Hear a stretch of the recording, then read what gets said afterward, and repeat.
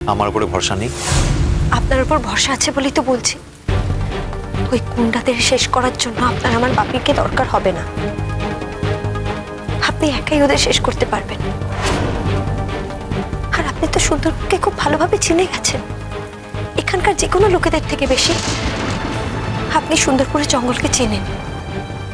দেখো, এরকম ঝড় বৃষ্টির রাতে আমি তোমাকে একা যেতে দিতে পারছি না। আর আমার পক্ষে এখন গাড়ি বার করে তোমাকে বাড়িতে ড্রপ করা সম্ভব হবে না। দেখুন, আমার বাপি যদি জানতে পারে যে আমি মাঝরাতে আপনার কাছে এসেছি, তাহলে মিস্টার মুখার্জি তার গুণবতী মেয়ের গুণের কথা জানাই উচিত। যদি আজ নাও জানতে পারে তাহলে আমি পরে ঠিক জানিয়ে দেবো। হ্যাঁ হ্যাঁ, আপনি জানান না, জানিয়ে দিন। তাতে যদি আপনার শান্তি হয় তাহলে প্লিজ আপনি জানান। কি আর হবে, খুব বেশি হলে আমার বাপি আমার সঙ্গে কথা বলবে না, আরও রেগে যাবে। কিন্তু একদিন না একদিন সবকিছু আবার নর্মাল হয়ে যাবে, আবার আমার বাপি আমার সাথে কথা বলবে। কিন্তু আমার বাপির এই বিপদটা তো কেটে যাবে। বিপদের থেকে এরকম ভাবে পালাতে নেই। তোমার মতো মেয়ের কাছ থেকে আমি এটা আশা করিনি। দাঁড়ান দাঁড়ান, আপনি আমার কাছ থেকে কিছু আশা করেন নাকি? তুমি না ডাক্তারি পড়বে বলেছিলে, আইন নিয়েও পড়াশোনা করতে পারবে। এটা আমার প্রশ্নের উত্তর হলো না। আপনিই তো বলেন আমার থেকে খারাপ মেয়ে নাকি আপনি দেখেননি। তা আমার মতো একটা খারাপ মেয়ের কাছ থেকে আপনি কি আশা করতে পারেন? তোমাকে দেখে আমার সাহসী আর ডাকাবুকু মেয়ে মনে হয়, যে খানিকটা স্ট্রেট ফরওয়ার্ড।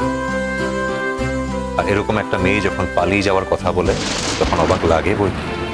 প্লিজ আমার বাপির জন্য এটা প্লিজ আপনি মঞ্জুর করে নিন। প্রথম কথা, সেটা আমার হাতে নেই।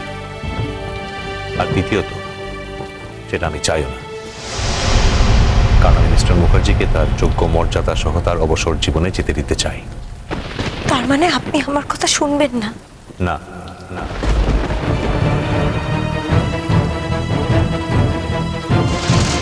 দাঁড়াও। এখন তো আর দাঁড়ানোর কোনো প্রশ্নই নেই। আমি আপনার সাথে খেজুরে গল্প করতে আসি। যে কাজে এসেছিলাম সে কাজটা আশা করে শেষ হয়ে গেছে, তাই আমি এখন চলে যাচ্ছি। একে তো ঝড় বৃষ্টির রাত, বাইরে এত বিপদ, তারপর তুমি এখানে একা এসেছো। যখন তুমি জানো যে গগনা আর তার দলবল এখানে ঘোরাঘুরি করছে, শেষকালে তারা মরণ কামড় দেবেই দেবে, এত কিছু পরে তুমি এত রিস্ক নিয়েছো কেন? তার মানে তো এটাই দাঁড়ায় যে তুমি আসলে গগনার বউ হতে চাও। মিস্টার রণজয় চ্যাটার্জি,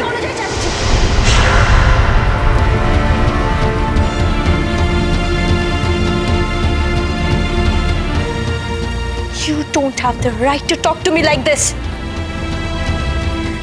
আপনি এখানে একজন বড় পুলিশ অফিসারের পোস্ট নিয়ে এখানে এসেছেন, তার মানে এই নয় আপনি আমাকে যা নয় তাই বলে অপমান করবেন। You don't have that right. আপনাকে আমি সেই অধিকারটি দিইনি। মিস ইমন মুখার্জি, কিছু কিছু অধিকার কাউকে দিতে হয় না, সেগুলো অর্জন করে নেওয়া যায়। এক একজন মানুষের আচরণ বিধি অন্যজন মানুষকে তার সেই অধিকার অর্জন করতে সাহায্য করে। এই ঝড় জলের রাতে এই সময় আমার বাড়িতে না এলে তোমাকে এই কথাগুলো আজ শুনতে হতো না। আর তোমার এই আচরণ আমাকে এই অধিকার অর্জন করতে সাহায্য করেছে। এখন এই ঝড় বৃষ্টির মধ্যে আমি তোমাকে গাড়ি ড্রাইভ করে বাড়িতে পৌঁছে দিতে পারবো না, তাই ওই চেয়ারে বসে অপেক্ষা করো ভোর হওয়া। কারণ ভোর হওয়ার আগে আমি তোমাকে পৌঁছে দিতে পারবো না। আমি নিজের দায়িত্বে এখানে এসেছি আর নিজের দায়িত্বেই চলে যেতে পারবো। আপনি আমাকে বাড়ি পৌঁছে দেবেন সেই ভরসায় তো আমি এখানে আসিনি, তাই আপনাকে আমার দরকার হবে না।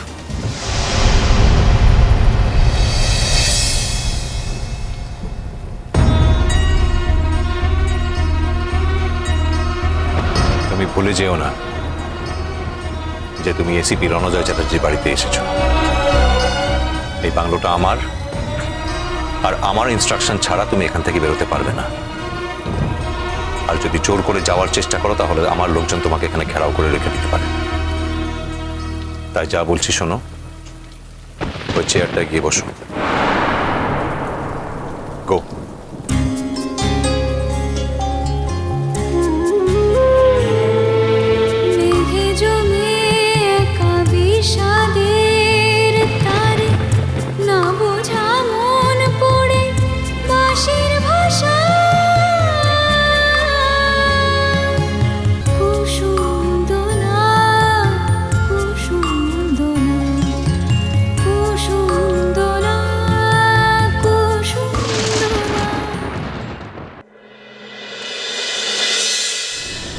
এবারে বাতাস একটু আগে আমার আর কানে কানে এসে ফিস ফিস ফিস ফিস ফিস করে বলে গেল, এই নতুন তুই নাকি তোর হাত খালা বাদশা বাবার দিক থেকে রনু বাবার দিকে ঘোরাতে গেছিলিস। ওই তো তোর ঘরের পাশে যাচ্ছিল, রাতের বেলা তখন তো দেখলুম বাবা নতুন বউ রনু বাবার সাথে কাঁদতে গুজুর গুজুর ফুচুর ফুচুর ফুচুর ফুচুর।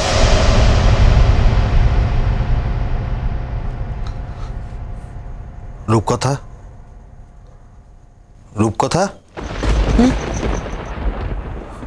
আসবো? এসো।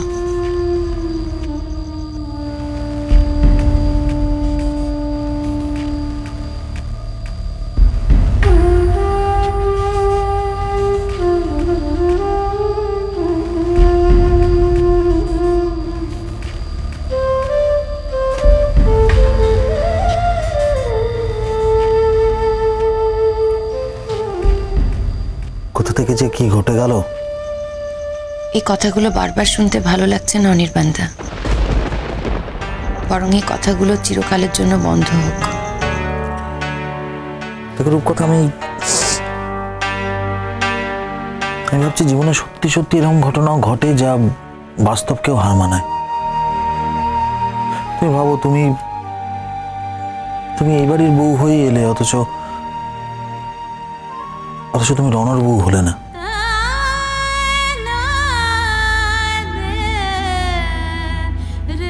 তুমি বারবার চলে যেতে চেয়েছিলে তোমার বাবা মায়ের সঙ্গে।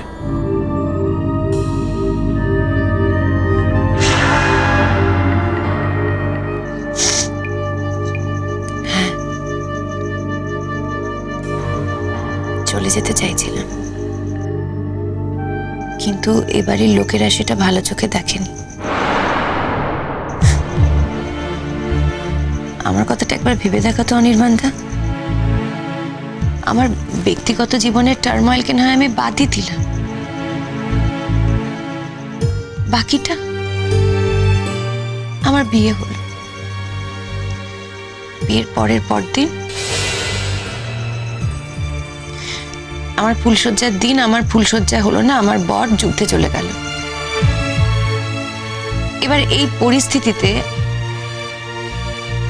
আমি যে এখানে কিভাবে থাকবো আমি সেটা বুঝতেই পারছি না।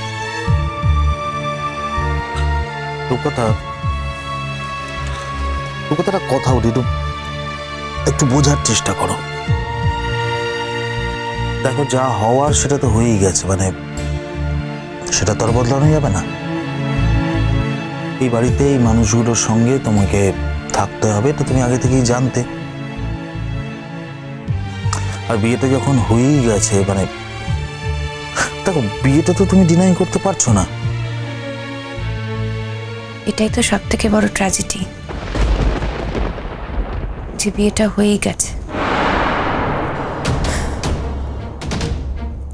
আর আমি যখন সবটা জানতে পারি তখন আমার আর কিচ্ছু করার ছিল না।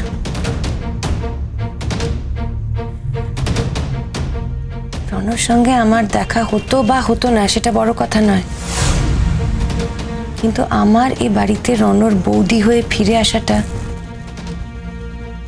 নিঃসন্দেহে একটা বড় কথা। আমি এটা কিছুতেই মেনে নিতে পারছি না।